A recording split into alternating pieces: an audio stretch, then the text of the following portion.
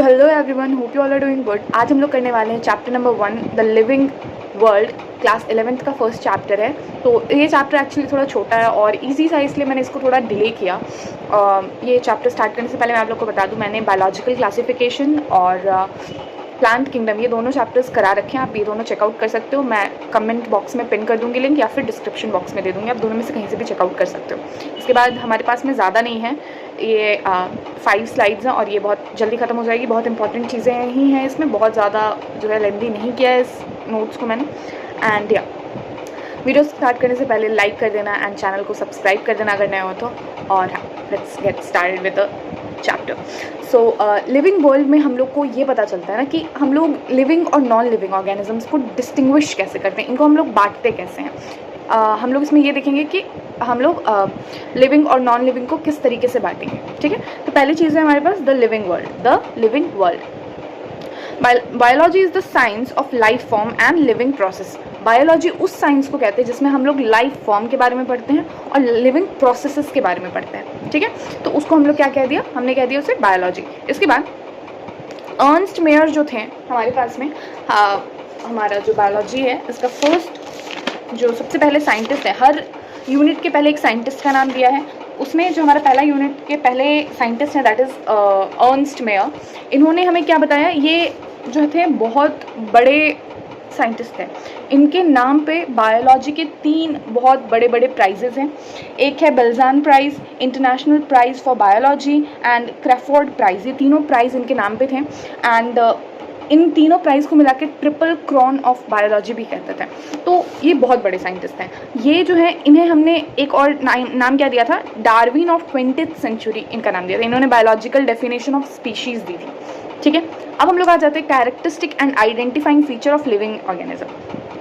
हमारे पास जो ग्रोथ है ना, ग्रोथ 2 टाइप का। कितने टाइप का ग्रोथ? 2 टाइप का। पहला हो गया इंटरनल ग्रोथ, दूसरा हो गया एक्सटर्नल ग्रोथ।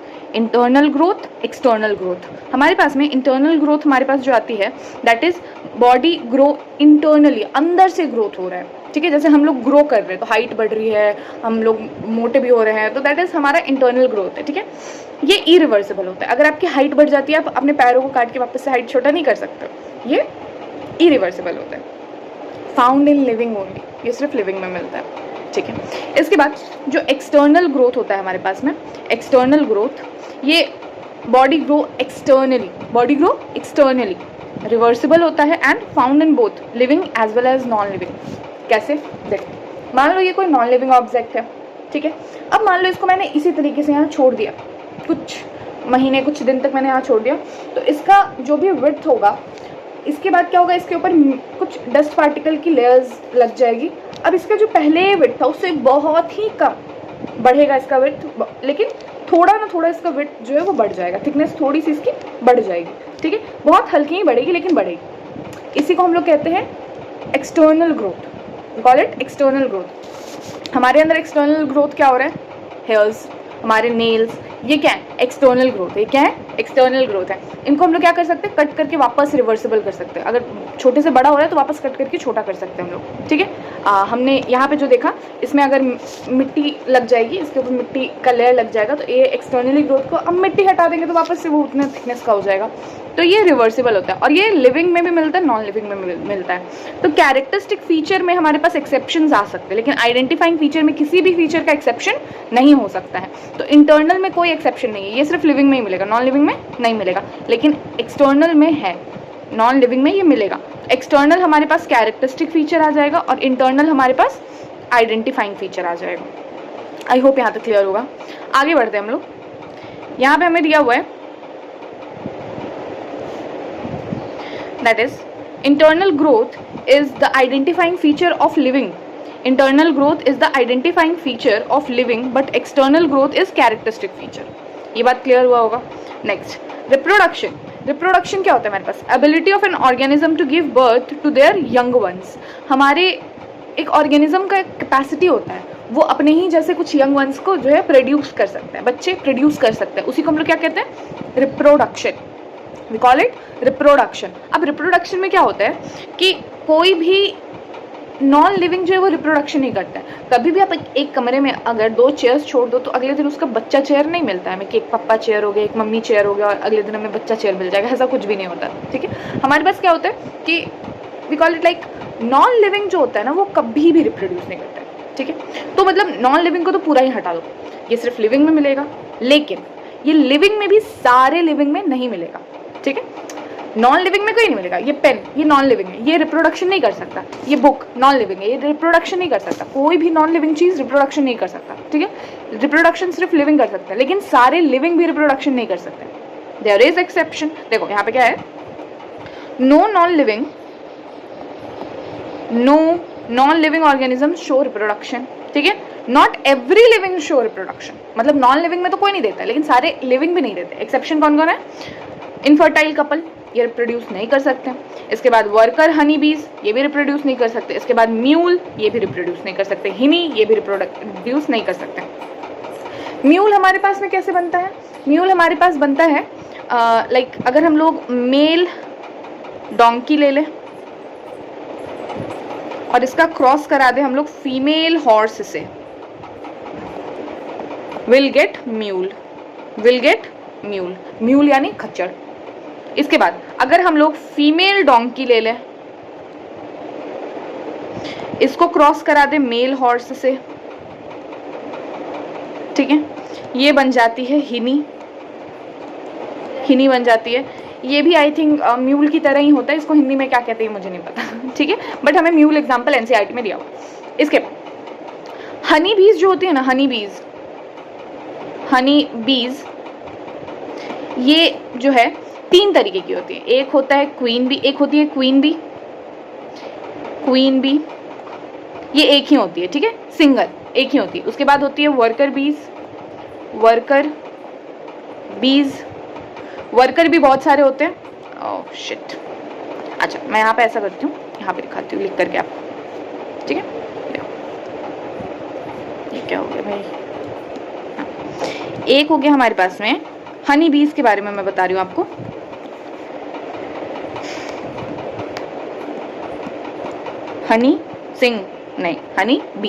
हनी बीज का कॉन्सेप्ट है ये। हनी बीज में हमने हमारे 3 तरीके के होते हैं, 3 टाइप्स ऑफ हनी बीज। एक होती है हमारे पास में queen B,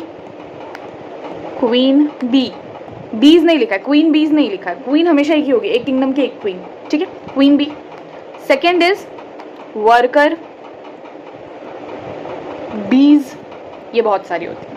third is drones, क्या होते हैं? ड्रोन्स।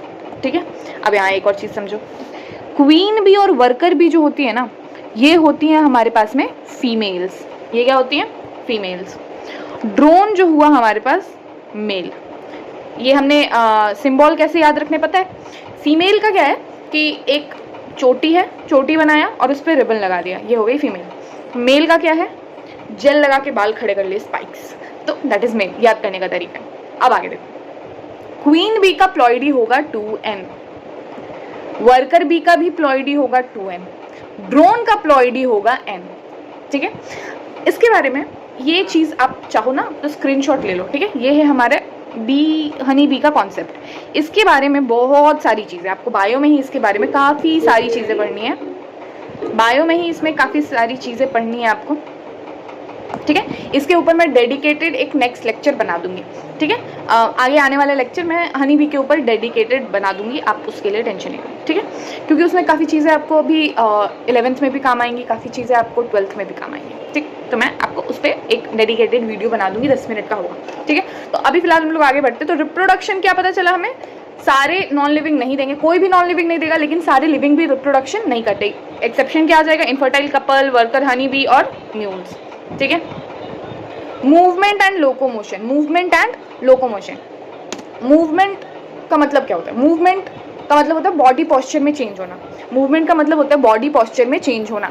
जैसे मैं बैठी हूँ, मैं बोल रही हूँ, ठीक है, तो मेरे लिप्स हिल रहे हैं, मेरे लिप्स के पोस्चर में चेंज आ रहा है, तो किसी ना किसी तरीके से मेरे बॉडी में मेरे लिप्स की वजह से चेंज आ रहा है।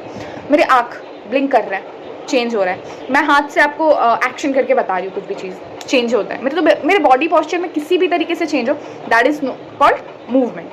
ठीक है, अब मान लो मैं यहाँ पे एक जगह खड़ी हूँ, पॉइंट ए, यहाँ से मैं चल के जा रही हूँ पॉइंट बी पे, क्या ये मेरा डिस्प्लेसमेंट हुआ? ये मेरा डिस्प्लेसमेंट हुआ। ये डिस्प्लेसमेंट कहलाता है क्या? लोकोमोशन। डिस्प्लेसमेंट क्या कहलाएगा? लोकोमोशन। आई होप यहाँ तक क्लियर है। मैं बैठ के बात कर रही हूँ आपसे, मेरे लिप्स हिल रहे हैं, मेरा टंग हिल रहा है, तो दिस इज कॉल्ड मूवमेंट। मैं यहाँ से खड़ी होकर भी दूसरी जगह जाके बैठ के पढ़ाने लगूँ, this is called locomotion. This is called locomotion. तो मूवमेंट और लोकोमोशन में ये बेसिक डिफरेंस है। मूवमेंट आप एक जगह खड़े खड़े भी कर सकते हो, या फिर एक जगह से दूसरी जगह मूव करने पे भी कर सकते हो मूवमेंट, क्योंकि आप जब एक जगह से दूसरी जगह चल के जाओगे तो आपके पैर चलेंगे ना, तो उसमें आपके बॉडी का पोस्चर चेंज होगा, मूवमेंट तब भी हो रहा है, ठीक है। लेकिन लोकोमोशन कब होगा? जब आप एक जगह से दूसरी जगह जाओगे।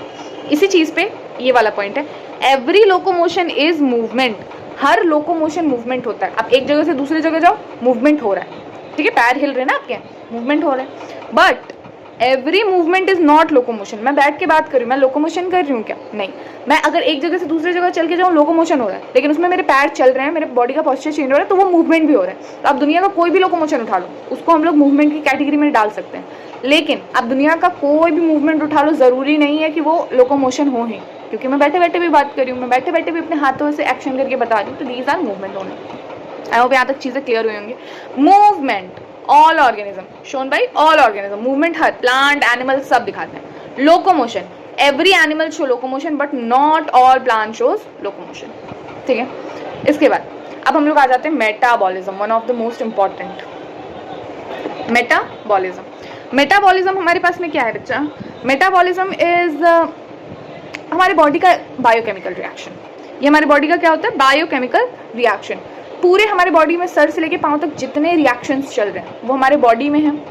तो बायो लाइफ के अंदर है ना, बायो और केमिकल वाले, तो बायोकेमिकल, जितने हमारे सर से लेके पाँव तक बायोकेमिकल रिएक्शंस हो रहे हैं, they all comes under metabolism. ये दो टाइप का होता है, एनाबॉलिज्म, कैटाबॉलिज्म। कैटाबॉलिज्म में काटते हैं, काटा, ठीक है। तो कैटाबॉलिज्म में हम काटते हैं, किस चीज़ को काटते हैं? बड़े चीज़ को काटते हैं, और कटने के बाद वो छोटा हो जाता है, ठीक है। तो breaks the larger particle into smaller ones, ठीक है। लार्ज से स्मॉल होता है, और इसी का opposite anabolism, smaller particle combines to form larger ones, ठीक है, स्मॉलर से लार्जर होता है। इसमें है आगे, there are also these are also known as living reaction. इनको हम लोग लिविंग रिएक्शन से भी जानते हैं, ठीक है, लिविंग रिएक्शन, क्योंकि ये लिविंग बॉडी के अंदर ही होते हैं सिर्फ। इन विट्रो एक हमारे पास कंडीशन है, ये आर्टिफिशियल कंडीशन है, लेकिन इसमें हम लोग ह्यूमन बॉडी के जैसा ही टेम्परेचर, प्रेशर, पीएच वगैरह मेंटेन करते हैं, और वहाँ पे फर्टिलाइजेशन कराते हैं ताकि टेस्ट ट्यूब बेबी का फॉर्मेशन कर सके। ये चीज़ हुआ हमारे पास में। Consciousness is another type of what we call identifying feature, ठीक है।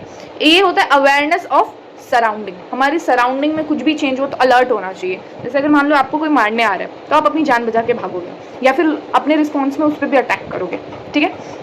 ये होता है कॉन्शियसनेस। एक होता है self consciousness. Self consciousness is आप रिएक्ट तो करोगे लेकिन सिचुएशन के अकॉर्डिंग। जैसे सेल्फ कॉन्शियसनेस, मान लो हम कहीं गए, ठीक है, वहाँ हमारी किसी से लड़ाई हो गई, कुत्ते हैं जैसे डॉग्स, स्ट्रीट डॉग्स हो गए या फिर कोई भी कुत्ते हुए हैं, वो अगर एक दूसरे से लड़ाई होती है तो किसी को भी काट लेते हैं, किसी को भी मार देते हैं, कुछ भी करते हैं, ठीक है। उनके पास सेल्फ कॉन्शियसनेस नहीं होती है, तो वो सिचुएशन, वो किसी भी सिचुएशन में रिएक्ट करते हैं। हम ह्यूमंस हैं, हमारे अंदर सेल्फ कॉन्शियसनेस मिलती है। सेल्फ कॉन्शियसनेस सिर्फ ह्यूमंस के अंदर मिलती है। हम रिएक्ट तो करते हैं लेकिन सिचुएशन के अकॉर्डिंग। अगर हमारी लड़ाई होती है तो हम रिएक्ट करते हैं उस पर, ठीक है, लेकिन ये देख करके करते कि हमारे सामने कौन है। अगर हमारे सामने कोई मतलब ऐसा इंसान है जिसको हम नहीं जानते और वो हमारे ऊपर अटैक करने आ रहा है तो हम उसको जान भी ले सकते हैं, ठीक है। लेकिन अगर कोई ऐसा इंसान है जो जान पहचान वाला है और वो ऐसे ही हंसी मजाक में मार रहा है तो हमें समझ आते हैं कि हाँ भाई ये हंसी मजाक है। लेकिन अगर कुत्ते बिल्ली के साथ में ऐसा कुछ होता है, उनमें फाइट और फ्लाइट, ठीक है, लड़ो या भागो वाला केस होता है, ठीक है। तो वो रिस्पॉन्ड तो करते हैं, ठीक है, लेकिन वो सिचुएशन देख के नहीं करते। वो जहाँ पे करना होता है वहाँ कर देते हैं, जहाँ पे लगता है कि खतरा है वहाँ पे रिस्पॉन्ड कर देते हैं। अगर तुम्हारे दोस्त तुमको मारे तो बदले में तुम भी एक दो लाफा लगा दोगे, कोई दिक्कत नहीं। लेकिन अगर तुम्हारे पापा, तुम्हारी मम्मी तुमको डांट रहे हैं तो तुम कुछ नहीं बोलोगे, रिएक्ट तो कर रहे हो तुम, लेकिन सिचुएशन के अकॉर्डिंगली रिएक्ट कर रहे हो। तो दिस इज सेल्फ कॉन्शियसनेस, ठीक है, ओके। इसके बाद there is exception of consciousness. Consciousness का एक्सेप्शन होता है कोमा पेशेंट। कोमा पेशेंट ऐसे पेशेंट होते हैं ना जो हम इनको ना ब्रेन डेड बोलते हैं। ब्रेन डेड का मतलब क्या होता है कि मतलब ये जो है ना हमारी बातों को सुन नहीं सकता है, ठीक है, ये हमारी बातों को सुन नहीं सकता है। जो लोग सुन सकते समझ सकते बातों को वो पैरालाइज्ड होते हैं, वो क्या होते हैं, पैरालाइज्ड होते हैं। लेकिन जो कोमा पेशेंट होते हैं ना वो बातों को नहीं सुन सकते, ना ही रिस्पॉन्स कर सकते हैं। तो पूरे कॉन्शियसनेस में सिर्फ यही एक एक्सेप्शन है, इसीलिए हमने कोमा पेशेंट को किस कैटेगरी में डाल रखा है, ब्रेन डेड वाली कैटेगरी में। आई होप यहाँ तक क्लियर हुआ होगा। Internal feature is identifying one, external growth is characteristic feature, reproduction is a characteristic feature, movement and locomotion में जो है हमारे पास मूवमेंट इज आइडेंटिफाइंग फीचर, ठीक है। क्यों? क्योंकि मूवमेंट प्लांट एनिमल हर लिविंग ऑर्गेनिज्म शो करता है, लेकिन नॉन लिविंग नहीं शो करेगा। लोकोमोशन इज हम लोग लोकोमोशन को ना आइडेंटिफाइंग में डाल सकते थे, लेकिन चूंकि प्लांट सारे ना लोकोमोशन नहीं करते, इसीलिए हम लोग लोकोमोशन को कैरेक्टरिस्टिक फीचर में डाला है। इसके बाद metabolism is a identifying feature, consciousness is a identifying feature, और सबसे कॉम्प्लेक्स फीचर भी होता है।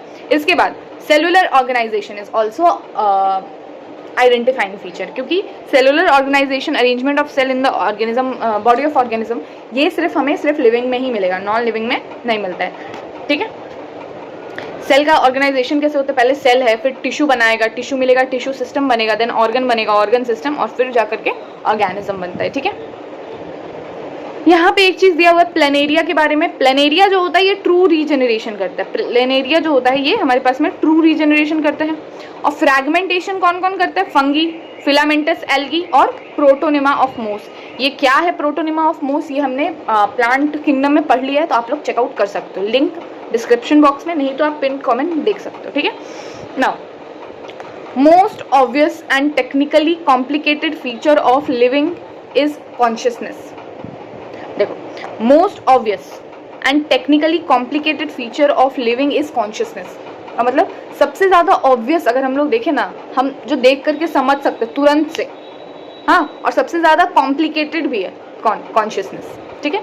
ये हम लोग तुरंत से देख के भी समझ सकते हैं और सबसे ज्यादा कॉम्प्लिकेटेड भी होता है, क्योंकि बहुत एडवांस फीचर है ये, ठीक है। Okay, here we are with, we have completed almost half.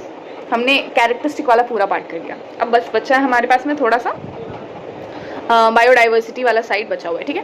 Properties of tissue arise due to interaction among the molecular component comprising the organelle. जो ऑर्गेनल बनता है ना, अच्छा देखो, जो टिश्यू का प्रॉपर्टी होता है ना, वो हर एक उसके बनाने वाले सेल में नहीं होता है। मान लो कि अगर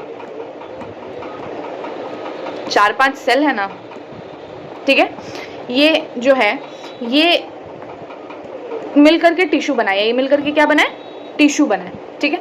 अब इन सब में जो क्या बोलते हैं हमारे पास कैरेक्टर जो होता है ना, जरूरी नहीं है जो टिश्यू का पूरा कैरेक्टर ओवरऑल जो निकल के आ रहा है वो हर एक सेल में प्रेजेंट हो, ठीक है, ऐसा जरूरी नहीं है। लेकिन जब वो सारे सेल एक दूसरे के साथ इंटरेक्ट करते हैं ना, तो उसका ओवरऑल जो निकल के आता है ना, वही रिजल्ट होता है टिश्यू का फंक्शन का, ठीक है। जैसे अगर मान लो, ऐसा समझो, हमने लिया, मान लो हमने बनाया कुछ पनीर बना लिया, ठीक है, मान लो हमने बना लिया पनीर, तो पनीर में हमारे पास में पनीर भी होती है, पनीर की ग्रेवी भी होती है, उसमें अलग अलग टाइप की सब्जियां होती हैं, ठीक है। तो अगर मान लो मैंने चिली पनीर बनाया, ठीक है, एक स्पेसिफिक ले लेते हैं, चिली पनीर समझ लो एक टिश्यू की तरह। चिली पनीर हमारे पास क्या है, एक टिश्यू है, ठीक है, और उस टिश्यू में अलग अलग सेल्स मिल करके उस टिश्यू को बना रहे हैं। तो पनीर मान लो एक टिश्यू, एक सेल है एक टाइप का, उसमें जो हम लोग कैप्सिकम डाल रहे हैं वो एक सेल है, उसमें हम लोग जो गरम मसाला डाल रहे हैं वो एक सेल है, उसमें हम लोग जो भी मसाला डाल रहे हैं पनीर चिली वो एक सेल है, ठीक है। तो अगर हम लोग देखेंगे ना, तो जो टेस्ट हमें गरम मसाला देता है वही टेस्ट हमें चिकन बोल रही मैं वही टेस्ट हमें पनीर मसाला नहीं देता है, ठीक है। दोनों का टेस्ट अलग है, पनीर का अपना खुद का एक टेस्ट होता है, वो अलग है, ठीक है। उसके बाद ग्रेवी में हम लोग पानी वगैरह भी डालते हैं, तो उसका टेस्ट अलग होता है। इन सब का अगर हम लोग ओवरऑल जब देखें ना, तो जो पनीर चिली का टेस्ट आता है वो हर एक उसके कंपोनेंट में नहीं होता है, लेकिन पनीर चिली का जो टेस्ट आता है उन सारे कंपोनेंट को मिलाने के बाद, अच्छे से पकाने के बाद वो टेस्ट आता है, ठीक है। तो वैसे टिश्यू का जो कैरेक्टर होता है ना, वो कैरेक्टर उसके हर एक सेल में प्रेजेंट नहीं होता है, लेकिन वो कैरेक्टर रिजल्ट होता है उन सारे सेल्स के मिलकर के कोऑर्डिनेट फंक्शन करने का। आई होप अभी क्लियर हुआ होगा ये चीज़, ठीक है। तो यही चीज़ यहाँ लिखा है। अब एनसीईआरटी में एक वर्ड है एल्सेटियंस। एल्सेटियंस जर्मन शेफर्ड को कहते हैं ब्रिटेन में, ठीक है, also known as Alsatians in Britain, ठीक है। जर्मन ब्रीड जो होता है, जो वर्किंग डॉग होते हैं, जैसे बड़े बड़े साइज़ के जो आर्मी वगैरह में वहाँ पे यूज़ करते हैं, मुझे इतना ही पता चला इस वर्ड के बारे में। वहाँ पे जर्मन शेफर्ड की कैटेगरीज के जो डॉग्स होते हैं ना, उनको आर्मी वगैरह में यूज़ किया जाता है। उन वर्किंग डॉग्स को ही हम लोग कहते हैं अल्सेटियंस। ठीक है, मुझे पहले इस वर्ड के बारे में नहीं पता था, मैंने जब गूगल किया तो मुझे इतनी चीज़ें पता चली हैं। ठीक है, इसके बाद अब आ जाते हैं हम लोग बायोडाइवर्सिटी। बायोडाइवर्सिटी हम लोग किसको कहते हैं? Number and types of organism present on earth. कितने नंबर में और कितने टाइप्स के ऑर्गेनिज्म इस धरती पे प्रेजेंट है, इसे हम लोग क्या कहते हैं? बायोडाइवर्सिटी। अभी हमारे पास ऑन प्रेजेंट टाइम में लगभग हमारे पास 1.7 से लेकर के 1.8 मिलियन स्पीशीज तक प्रेजेंट होता है। ठीक है, इतने स्पीशीज हमारे पास प्रेजेंट है। इसके बाद ICBN is International Code for Botanical Nomenclature, ICZN is International Code of Zoological Nomenclature। ये दोनों बॉडी है। ICBN जो होता है ये बोटानिकल नेमिंग करता है, मतलब प्लांट्स का नेमिंग करता है। ICZN जो होता है ये जूलॉजिकल नेमिंग करता है, मतलब एनिमल्स का नेमिंग करता है। आई होप यहाँ तक क्लियर होगा। एक स्पीशीज के नेम में दो चीज होता है, एक होता है जेनेरिक नेम, दूसरा होता है एपिथेट, स्पीशीज एपिथेट। ठीक है, जेनेरिक नेम जो होता है ना ये कैपिटल लेटर से लिखते हैं और स्पीशीज एपिथेट जो होता है ना ये हम लोग स्मॉलर लेटर से लिखते हैं। और इस तरीके के नेम को हम लोग कहते हैं बाइनोमियल नोमेनक्लेचर। और इसको दिया किसने था? हमारे कार्लस लीनियस अंकल ने दिया था। ठीक है, अब देखो ये कार्लस लीनियस अंकल जो है ना ये बड़े फेमस इंसान है। ये हमें चैप्टर 1, चैप्टर 2, चैप्टर 3 तीनों चैप्टर में ही मिलेंगे कुछ ना कुछ तिगड़म करते हुए। ठीक है, चैप्टर 1 में यहाँ हमें बाइनोमियल नोमेनक्लेचर दिया इन्होंने। चैप्टर 2 में जब मिलेंगे तो हमें पता चलेगा 2 किंगडम क्लासिफिकेशन, मैंने पढ़ा दिया चैप्टर 2। ठीक है, 2 kingdom classification system Carolus Linnaeus ने दिया था।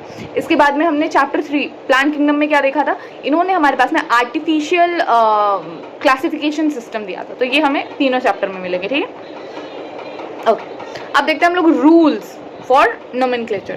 पहला ये होता है कि नेम हम लोग लैटिन वर्ड में लिखते हैं और उसको इटैलिक्स में फॉन्ट करते हैं। ठीक है, पहला नाम होगा जीनस वाला और दूसरा नाम होगा स्पीशीज वाला। इन दोनों को मिलाकर के हम लोग क्या कहते हैं? Binomial nomenclature. दिया किसने था? Given by Carolus Linnaeus. Carolus Linnaeus का नाम कुछ और था, उन्होंने अपने इस बाइनोमियल नोमेनक्लेचर से इंस्पायर्ड होकर, इन रूल से इंस्पायर्ड होकर खुद का नाम कार्लस लीनियस रखा। उनका जो कार्लस लीनियस नाम पड़ा है ना इसके तहत पड़ा, ये जो रूल है ना इसके तहत उन्होंने 2 ही नाम रखे अपने। ठीक है, both words if handwritten, अगर इसको हमने हैंड से लिखा है, हाथों से लिखा है, तो उनको सेपरेटली अंडरलाइन कर ले। अगर मान लो हम लोग लिखते हैं मैग्नीफेरा इंडिका, मैग्नीफेरा,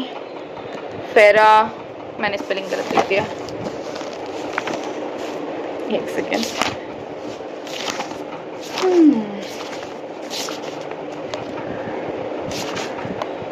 कहाँ चला गया?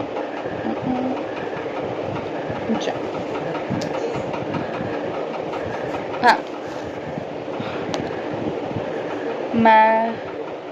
Mangifera indica. ठीक है, ये 2 हैं, एक हो गया हमारे पास में ये वाला हो गया जेनेरिक, ये हो गया स्पेसिफिक। ठीक है, इन दोनों को अलग अलग अंडरलाइन कर दिया हमने, इन दोनों को क्या किया? अलग अलग अंडरलाइन कर दिया है। ठीक है, इसके बाद में जीनस जो होगा वो कैपिटल लेटर से स्टार्ट होगा, स्पीशीज वाला जो नाम होगा ये स्मॉल लेटर से स्टार्ट होगा। आई होप यहाँ तक क्लियर हो गया। अब टेक्सोनॉमी जो होती है ना हमारे पास, ये वो उस प्रोसेस को कहते हैं जिसमें हम लोग नोमेनक्लेचर कहते हैं। तो इसमें 4 स्टेप्स होता है। पहले कैरेक्टराइजेशन, हम लोग देखेंगे ऑर्गेनिज्म में क्या क्या कैरेक्टर मिलते हैं। उसके बाद आइडेंटिफिकेशन, क्या ये कैरेक्टर किसी से मिलते हैं, किसी अभी जो करंट में हमारे पास स्पीशीज है उनमें से किसी से मिलता है, अगर मिलते होंगे तो उस स्पीशीज में हमने रख देना है उसको। ठीक है, उसके बाद उस स्पीशीज में हम लोग क्लासीफाई करेंगे, वही क्लासिफिकेशन उस स्पीशीज में रख देंगे। एंड उस स्पीशीज में रखने के बाद या फिर किसी जीनस में मिल रहा है तो उसमें रखने के बाद हम लोग उसका क्या करेंगे? नोमेनक्लेचर। अगर किसी स्पीशीज से मेल खाता है तो वही स्पीशीज का नाम रह जाएगा उसका। लेकिन अगर मान लो कोई नया तरीके का स्पीशीज है तो फिर उस कैरेक्टर के हिसाब से उसका हम लोग नोमेनक्लेचर करेंगे। आई होप यहाँ तक क्लियर होगा। अब देखो टेक्सोनॉमिक हायरार्की। टेक्सोनॉमिक हायरार्की ये होता है बेसिकली स्टेप्स फॉर क्लासिफिकेशन। ठीक है, हम लोग कैसे ग्रुप्स को जोड़ जोड़ के बनाते जाते हैं। सबसे पहले हमारे पास स्पीशीज आता है, ये रियल यूनिट होता है। रियल यूनिट मतलब एक्चुअल में हम लोग जिस चीज़ को देख पाते हैं वो स्पीशीज ही होता है। ठीक है, कहने का मतलब है अगर मैं तुम्हें देख रही हूँ या तुम मुझे देख रहे हो तो हम स्पीशीज हैं। मैं ह्यूमन हूँ, तुम भी ह्यूमन हो, आई होप ह्यूमन ही हो। ठीक है, तो मैं भी इंसान हूँ, तुम भी इंसान हो, तो हम लोग एक स्पीशीज है। पूरे दुनिया के जितने इंसान है वो एक स्पीशीज है। सारे ह्यूमंस एक स्पीशीज, सारे कुत्ते एक स्पीशीज। अब कुत्तों में नहीं गिनना है, जैसे हस्की हो गया या फिर हमारे पास में कुत्तों में हस्की हो गया या फिर क्या बोलते हैं पिटबुल हो गया, जर्मन शेफर्ड हो गया। तो ये सारे जो होते हैं ये ब्रीड होते हैं, ये वेराइटी होते हैं, ये रेस होते हैं। ठीक है, लेकिन उन सबको हम लोग एक स्पीशीज कंसिस्ट मतलब क्या बोलते हैं उसको, हम लोग एक स्पीशीज़ की तरह देखेंगे। सारे डॉग्स एक स्पीशीज़, सारे कैट्स एक स्पीशीज़, ठीक है, ओके ना। तो स्पीशीज़, अब जब कॉमन स्पीशीज़ को मिला देंगे, कुछ कॉमन स्पीशीज़ जिनकी कैरेक्टर्स बहुत मेल खाती हैं, जीनस बन जाएगा।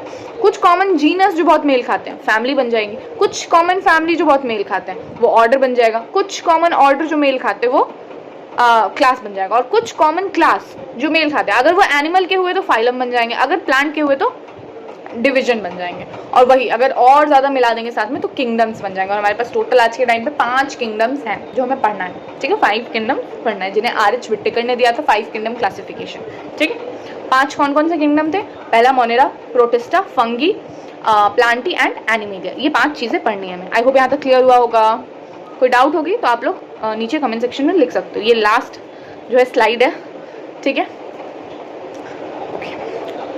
देखो फैमिली में हमारे पास एनसीईआरटी 2 एग्जाम्पल देता है, एक फेलिडी का और एक सोलेनेसी का।